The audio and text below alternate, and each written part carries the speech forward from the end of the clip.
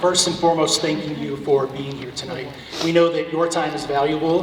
Many of you have just spent all day working, whether here in Francis Howell or elsewhere, and you being here tonight shows your commitment to the district and helping us look at some different issues and get input from our stakeholders, which we really committed to trying to do more this school year. First, I want to recognize several people we have with us tonight. We have 4 of our Board of Education directors with us who volunteer and give a great deal of their time, not just tonight, but throughout the year, and I don't know where they're all sat. So we have Director Janet Stiglich. Janet, do you want to wave? Janet's back here. Director Patrick Lane. Patrick is over here. Director Randy Cook. Mr. Cook is over here, and Vice President Doug Ziegemeyer is also here with us tonight. So thank you for your service and for all of you being here tonight. We also couldn't do this without the support of our district leadership team. They're here, some of them are serving as table hosts, or they're moving around the room tonight helping. We also have a lot of our building administrators who are here at the tables serving as hosts. So would all of you just wave, be recognized by the group? Thank you. We have a lot of members also of our transportation department and our staff who are here. You know, we recognize that ultimately transportation is a service for our students and then for our families, but this impacts all of the work throughout the district, and so thank you for so many of you being here tonight. Your input is also valuable as we move forward. So why are we here tonight? We committed to using this format this year as an opportunity. We do a lot of surveys, and then we have some committees that get input. They're a little bit smaller. We decided to use this format this year because it was an opportunity for you to hear in small group conversations from one another. The format is that you are going to engage in conversation at your table. To hear ideas, we choose this format, so rather than one person getting up and talking at you all night long or dominating the conversation, it's an opportunity to hear from different people and hear their different point of views. The structure is that we will share some information with you. I'll introduce our Director of Transportation and our CFO in a minute, who will help me present. We'll do that for about 20-25 minutes, and then we're going to have a series of 3 different questions that we want you to talk about. So we'll present the first question. You'll have dialogue at your table. Your table host is there to really encourage you to share your thoughts and feelings, to record the information, and then we'll give you an opportunity to move to a second table. And it's all done somewhat randomly with the idea that you can build upon the ideas that you're hearing at the prior table, hear different perspectives, so that you leave tonight understanding some points of view of other parents, employees, staff, or community members in the district. Like Jen said, this is our 3rd event. Transportation is an important topic for us. There are a couple different levers or reasons that why I would say this has become important right now. We're going to talk about all of these tonight. One is general efficiency. Part of our funding from the state is based on how efficient we are in running our transportation department. Part 2 of that comes back to our budget. At the end of the day, we need to be as fiscally responsible and conservative as possible in our current situation within the Francis Howell District, and so that's also connected directly to the efficiency.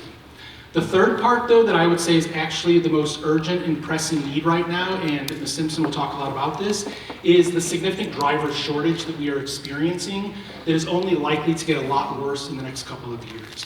And so as we take all that into consideration, we really need to use this opportunity to look at transportation as a department and as a service that we're offering in Francis Howell and consider how we might do some things differently moving forward. And tonight is that first step. We've done some internal discussions that we want to begin to get input from you as stakeholders to help us guide what those next steps will look like. So I'm going to turn things over to Jen Simpson, and she's going to share. Jen is our Director of Transportation. She's actually responsible, those of you that have been with the district or had kids here for several years, Jen was brought in when transportation was brought in-house. We used to outsource and use for students to provide transportation into the district. And I will tell you, at the end of that relationship, it was not good for students, it was not good for families. The level of frustration, complaints, and concerns that we were hearing was significant. And so while when you bring it in-house, there was some additional costs early on and things like that. One thing I will tell you just in my 3 years here and getting to work with her is that she prides herself incredibly on the customer service of what we're doing. She loves the fact that every single morning kids leave your homes and they walk outside and get on a bright yellow bus that says Francis Howell on it and not First Student and not a company. And there's a lot of pride in that, I think, in our community, for our students and families, and for our employees. And so you're not gonna get to know a lot about Jen tonight in that sense, but she's an advocate for this work for her employees, but at the end of the day, for doing what's best for them, because she recognizes that they're often the first Howell employee that kids see in the day. They're the last employee they might see when they get off the bus. And you as parents wanna know that your kids, when they're on that bus, it's safe, it's efficient, and all of those things. And so Jen does an amazing job of that. We're gonna highlight some of the things she's really done to put in place and guide us through our discussion about how we might move forward. So, Jen? Thank you. So like Dr. Rumpus said, my name is Jennifer Simpson, and I just want to thank you all for coming here tonight to talk about transportation services. I'm here really to provide just a brief glimpse into our department and what it takes to help all of our students gain the incredible education that they receive here at Francis Howell. So, like Dr. Rumpus mentioned, Francis Howell utilized contracted transportation services for many years. In 2019, the Board of Education elected to bring the transportation department in-house.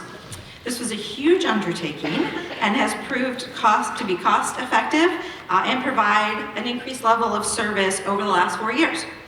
In Missouri, districts are required to complete official ridership counts twice a year. We currently transport 10,771 students each day.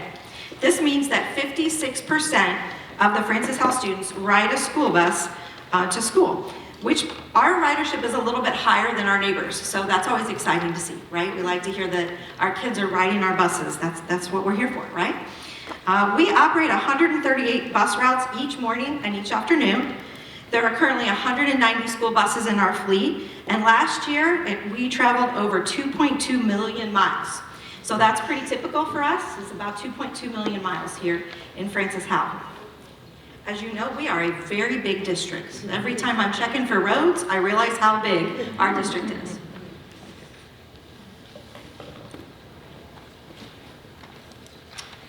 So we have an amazing team who work countless hours to make this happen each day. Currently, 148 bus drivers and 32 monitors transport our students. We have 19 full-time staff members who give everything they have to keep the buses rolling. This team includes dispatchers, routers, mechanics, fuelers, administrative assistants, managers, and safety trainers.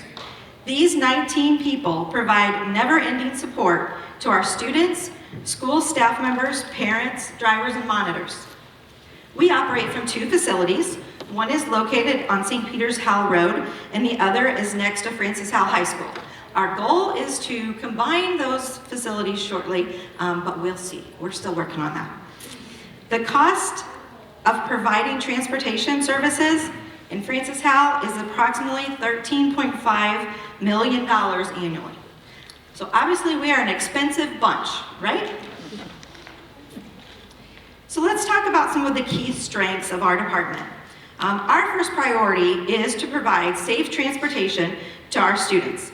We are constantly reviewing routes, working with drivers, parents, students, and staff to improve student safety on our buses. Our mechanics work diligently to maintain a large fleet. Each year, the Missouri Highway Patrol comes on site and does a thorough inspection of each bus. There we go. We have achieved over a 98% each year, which qualifies us for the Fleet Excellence Award. Additionally, we strive to provide quality customer service in the most efficient manner possible. Our goal is to spend your tax dollars wisely.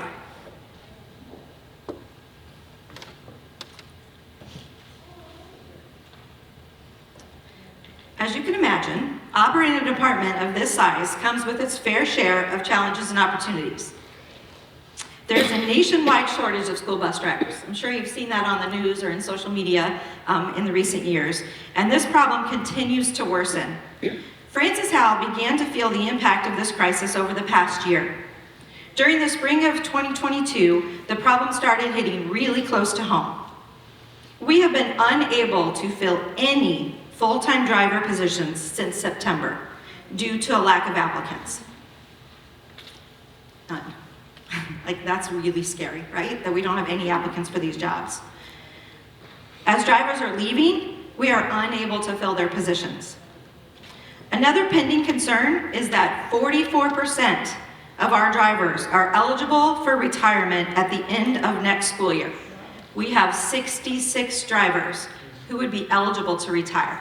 Now that doesn't mean they all will, but they're eligible. Since we have been unable to fill vacancies since last September, this is a major concern for our team. Another concern is the rising cost of doing business. Last year, our fuel cost doubled.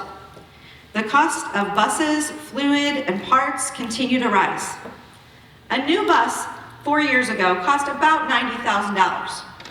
That same bus today will cost a minimum of $120,000 and will take anywhere from 18 months to 2 years to be built and delivered. That same process was completed in less than 6 months prior to the pandemic. The goal of our department is to achieve an efficiency rating of 104% from the state of Missouri. This rating is a complicated equation that includes a variety of factors. So I'm going to let Dr. Rampas explain that efficiency rating process a little later in the presentation. Sorry to bring the doom and gloom, right? This isn't much fun. So let's talk about the driver shortage. How does that really affect our district? As mentioned previously, we operate 138 bus routes daily. Our staff are currently filling between 30 and 40 vacant routes each day. This results in late buses and lots of frustration. The frequency of buses running late has increased by 82% over this same time last year. By a show of hands, how many of you have been impacted by a late school bus this year? Interesting. This problem results in frustrated parents, anxious students and staff, and an overall decline in customer service. Not our goal, right? Most afternoons, students are left at our elementary schools waiting while buses deliver a route full of students home and then return to pick up the second group of students. Now that's not happening on every bus at every school, but it's definitely happening at several of our schools. The inconsistent drivers on our routes also creates uncertainty for our families and sometimes results in discipline concerns on our routes.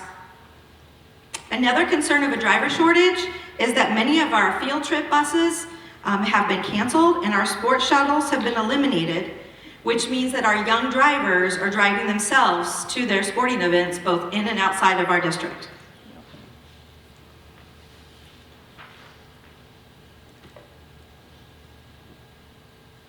With that, I'm going to turn it over to Dr. Rampas.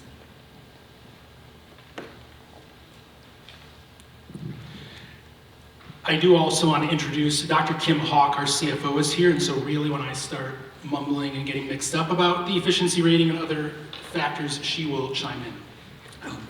So the efficiency rating, we ultimately do get reimbursed from the Department of Elementary and Secondary Education for part of our transportation. When fully funded, the state will reimburse us for up to 75% of the allowable costs that we're able to bill to the state. I will say that last year was the first year in 20 or 30 years that the state of Missouri has fully funded the transportation formula. So many years we've gotten 20 or 40% of those allowable expenses. How they determine that, and it varies district to district throughout the state. DESE assigns a cost factor to each district, and what that factor is, which is the efficiency rating, it's really a ratio, and the ratio is what our actual costs are to do transportation per mile compared to what DESE says it should cost us, what they predict it should cost us.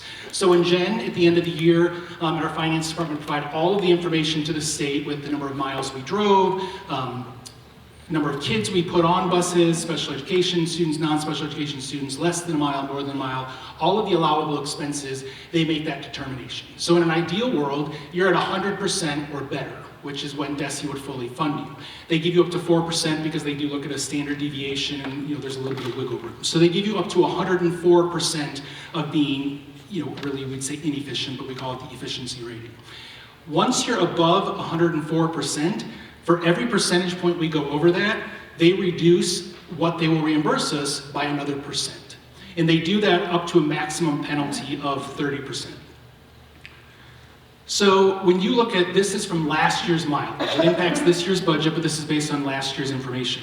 Our efficiency rating last year was 139%.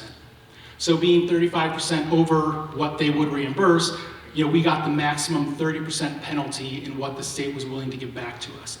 In any given year, that's significant, several $1 million. Given that this was the first year the state fully funded that formula and we had an opportunity to maximize what the state gave back to us for transportation, it penalized us even more. So you see here that we left on the table, or we didn't get back from DESE, just under $3 million. So when you think about a district where we are just hovering around 15 to 20% fund balances, where we're constantly talking about what cuts we might need to make sure our budget stays balanced and we can do the work, that's a significant impact on our budget. It's not only about efficiency. As you improve your efficiency rating, yes, you get reimbursed a little bit more, but the reality is, as you do that, you're also spending less out of your local budget to pay the 25% share or more that you might. And so the efficiency rating becomes really important to us, and we need to look at what are the opportunities for us to improve that efficiency. Ms. Simpson mentioned a couple things. It's ridership, it's expenses, it's your overhead, it's the number of administrative people you might have doing it, field trips, transporting students who live less than a mile. So the reality is, when we're driving students who live less than a mile, which we do in Francis Howell, those are not allowable miles. The state won't even begin to consider reimbursing you until somebody lives a mile or further from their individual school, with only some exceptions. They look at the contracted costs when we're spending money to put kids on cabs in certain situations where we have to use outside vendors to bring kids to school, whether it's a homeless foster situation or a different need in a family where we might do something. So that $3 million number is important to us. And like I said, there's the budget piece we're talking about tonight, there's this efficiency piece, which is directly connected to the budget, and then there's also what Jen was just sharing with you about the significant shortage we have and the impact that's having on our day-to-day work. So what are things we've already done? I think she touched on some of these, but when I said Jen is great at the work she does, after the first year when you roll out a new program, you begin to immediately look, what could we do better? And so she has eliminated 21 routes, and when we eliminate a route, normally a driver does a high school run, then they go to a middle school, and then maybe an elementary or an early childhood for the morning, and then they do something in the afternoon. And there's variations in that, but when you're able to be more efficient, we have fewer kids riding, or we're able to route them in a way to have more kids on a bus, then we can eliminate it. And I don't make that sound like we're trying to get rid of drivers. That's not the goal here, I think we know that. But if we don't need them because we're running few kids on a bus, it allows us to be more efficient. So we've done that.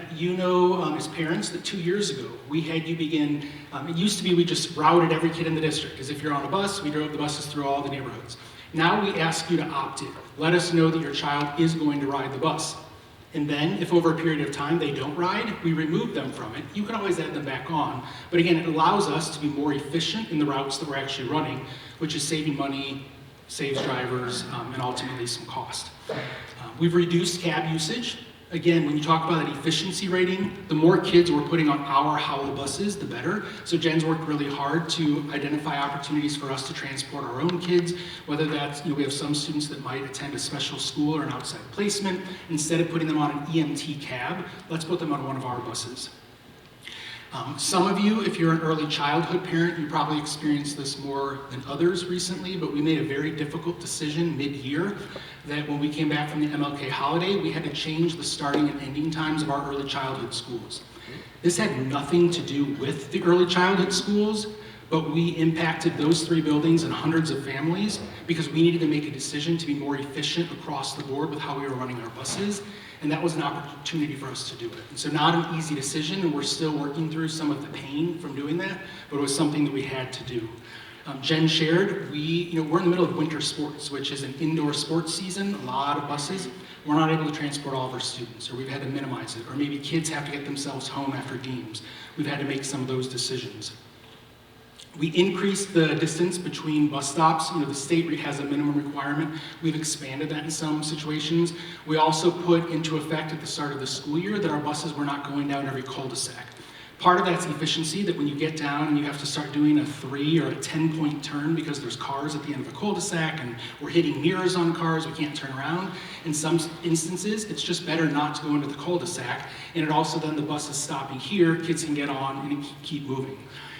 And we've also tried to be competitive around driver pay. You know, when we came in-house, we knew we wanted to steal and keep all those first student drivers that were great. We also wanted to bring drivers from our surrounding districts to come work for Howell. So we had a very competitive driver salary schedule when we started. As you know, as soon as you do that, what happens? Every other district matched it and then now tried to beat us, and they want to steal our great drivers away from us. So now we're in a situation with the current economy where that is significant. We are not alone in this. If you follow local school districts, we were so fortunate last year when we were hearing that some of our other districts right here in St. Charles County were canceling routes, that they were telling parents, you have to come pick your kids up. They couldn't run their transportation department in a way to serve all their kids. We didn't experience that last year, and then it was this year really when we began to experience the shortage and have now felt the impact that it's having on you as family members, having on our department, trying to manage that on a day-to-day basis to still provide a high level of customer service. So other districts, as they've worked through some of these are some of the things they've done: expanding walk zones, decreasing the number of stops, increasing the distance from a kid goes from their home to the bus stop within a neighborhood. Putting more kids on a bus. You know, we want to not reach the maximum, but if we only have 20 kids on a bus and we can have 66 or 72, what can we do with our routing to put more kids on the bus? I mentioned, you know, this bidding war between driver pay and other incentive structures, adjusting start and end times, and then also putting students of different age levels on the same bus sometimes in order to be more efficient with the number of times a bus is running through a neighborhood. So we've shared a lot of the things that we've already done. And the reality is, when we talk about transportation, it's not a limitless number of options. There are only so many things that we can do to improve our efficiency.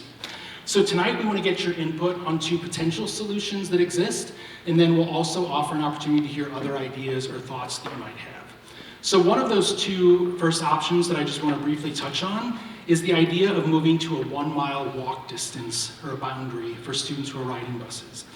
We are the only one, we often talk about our benchmark districts, so when we compare ourselves academically, achievement, pay, and in transportation to other districts, it's to the other school districts in St. Charles County. We also compare ourselves often to Rockwood, Parkway, and the Pattonville School District because academically we've always been competitive with them and performed often at the top of that group. So we use them for a lot of things. Of those 8 districts, Francis, Howell, and Pattonville are the only 2 that currently still transport students to school on a bus who live less than a mile from school. The state, as I just said, doesn't reimburse us for those students that are less than a mile who we're putting on our buses. Those are not allowable miles when we think about transportation. So by making that change, that you wouldn't ride a bus unless you lived a mile or further from the school, and there are exceptions. If you're right on a highway that's deemed unsafe, you had to cross over that, there are pieces that would be built into the structure. But by doing that, when we look at our current ridership, about 800 students would be impacted in this situation, and ultimately that would free up about 15 bus drivers and routes throughout the district, so there'd be a savings of just over $1 million a year by making that change. We fully understand that's not an idea that anybody really wants to entertain or hear, but again, it's one of few options that still exist. And so it's one of the topics tonight that when we get to the questions, we're going to have you talk at your tables about and really think through what would be the impacts of that. You can probably think of a lot of cons about it and concerns, what we can do about that. Is there anything else other than the cost savings that we could consider? Another option is looking at our bell schedules. So in this scenario, the start and end times for some of our middle and high school students would be adjusted to allow some middle school students to be on the bus at the same time as a high school student. Currently, that's usually run as 2 independent routes. By making some adjustments slightly in our current tiered system, it would allow a bus to pick up middle school and high school students and then drop the high schoolers off and then go drop the middle schoolers off.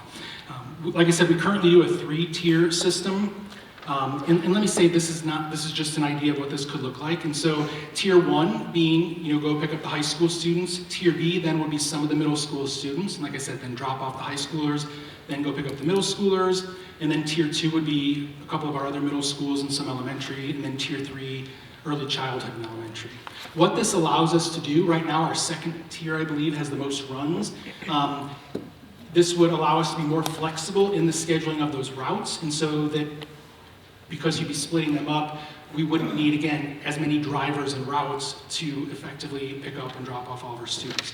When we look at that as an option, that change alone could eliminate up to 18 routes that we currently offer. And when, again, I say eliminate, we would not have to let drivers go in any of these situations. As Ms. Simpson shared, we have multiple open positions currently. With absences in other situations, we generally have 20 to 30 to 40 spots a day we're covering, and so through attrition, we would be able to make some of these changes. This would result potentially in a savings of closer to 1.4 million.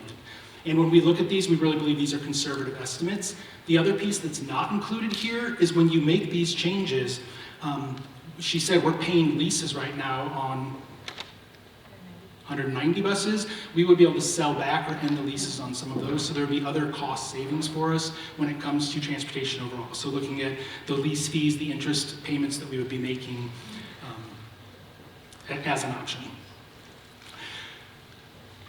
So now we shared kind of that doom and gloom and put some ideas out there. I want to remind you what we're going to do is we're going to pose a question related to each of those two potential options, as well as then a third question that gives you a chance to kind of brainstorm and talk about other stuff. We want you at your table when you have these conversations really to have respectful, open dialogue, but we really want to know how you feel and what your thoughts are.